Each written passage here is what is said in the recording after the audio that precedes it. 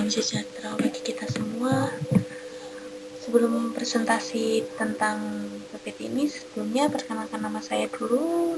Perkenalkan nama saya Francesca Julia Ayu Effendi, nomor 1861127, Prodi Manajemen KS2P. Di sini saya akan menjelaskan tentang multi-channel retail, legislation, and ethics in retailing.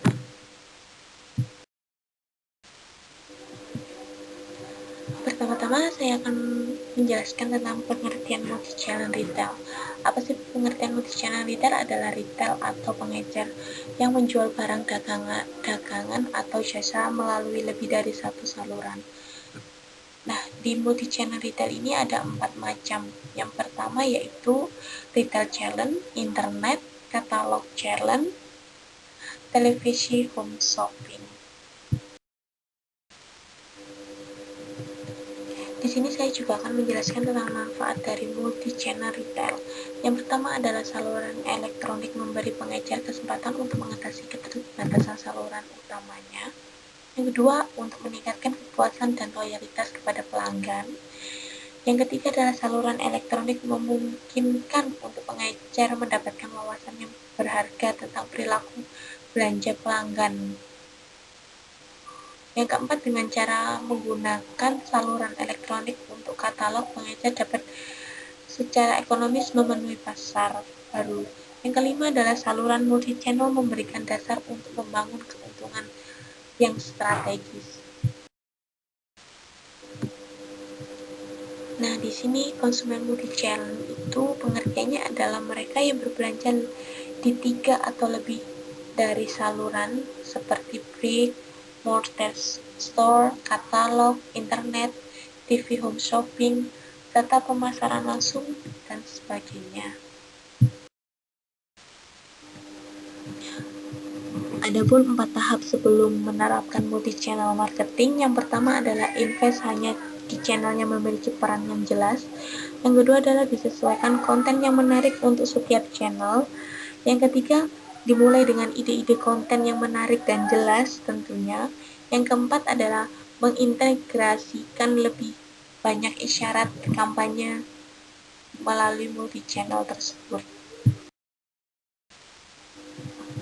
Yang selanjutnya adalah tentang legislation and ethics in retailing. Nah, peraturan perundang-undangan yang berkaitan dengan kegiatan pemerintahan, bisnis, dan organisasi yang dirancang untuk melindungi perusahaan dari praktek-praktek yang melanggar hak-haknya sebagai pemilik dan batas-batasan sesuai dengan peraturan yang telah ditetapkan oleh pemerintah. Nah, di dalam retail itu ada etikanya.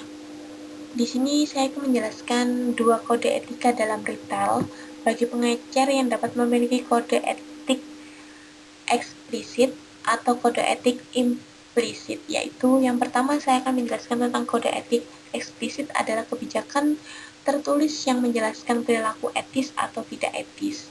Yang kedua adalah kode etik implisit, tidak tertulis tetapi merupakan seperangkat aturan tanggung jawab moral yang dipahami dengan baik.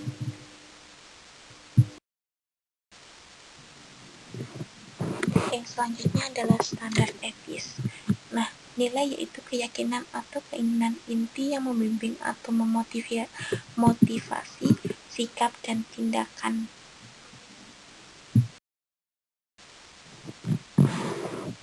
Standar etis itu ada 2. Yang pertama adalah standar relatif. Standar relatif itu untuk memahami bahwa dalam menggunakan standar relatif, pengecer menilai moralitas suatu tindakan berdasarkan keadaan tertentu di sekitar tindakan tersebut. Yang kedua adalah standar mutlak. Standar mutlak adalah standar yang dimiliki aturan kaku yang jelas menyatakan apakah suatu tindakan benar atau salah, dan menggunakan standar ini perilaku etis dan jelas terlepas keadaan sekitar situasinya. Kode etik ini harus lebih dari sekedar hukum atau hubungan masyarakat, serta yang berguna dan mudah dipahami dan praktis. Tanda-tanda dukungan yang terlihat untuk praktik etika harus muncul dari manajemen dengan nada moral dari perilaku perusahaan ditetapkan di atas. Tanggung jawab etis pengecer. Perilaku profesional pengecer harus dipandu oleh hal-hal berikut, yaitu yang pertama, aturan dasar etika profesional tidak sengaja merugikan. Yang kedua, kepatuhan terhadap semua hukum dan peraturan yang berlaku. Yang ketiga, representasi akurat dari pendidikan, pelatihan, dan pengalaman mereka.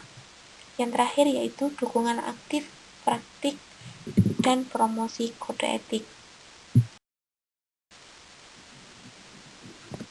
Kejujuran dan keadilan untuk melayani konsumen, klien, karyawan, pemasok, distributor, dan masyarakat luas tentunya sangat penting.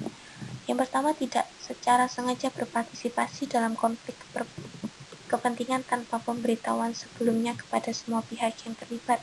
Yang kedua adalah menetapkan jadwal biaya yang adil, termasuk pembayaran atau penerimaan kompensasi biasa dan legal untuk pertukaran pemasaran.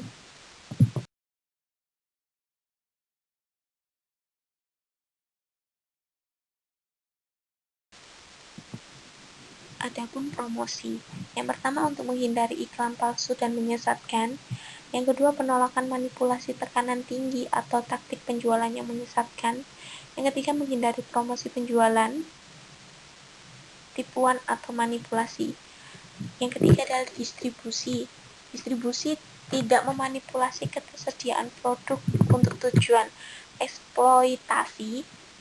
Yang kedua, menggunakan paksaan dalam saluran pemasaran. Yang ketiga adalah tindakan memberikan pengaruh yang tidak semestinya atas pilihan pengecer untuk menangani suatu produk.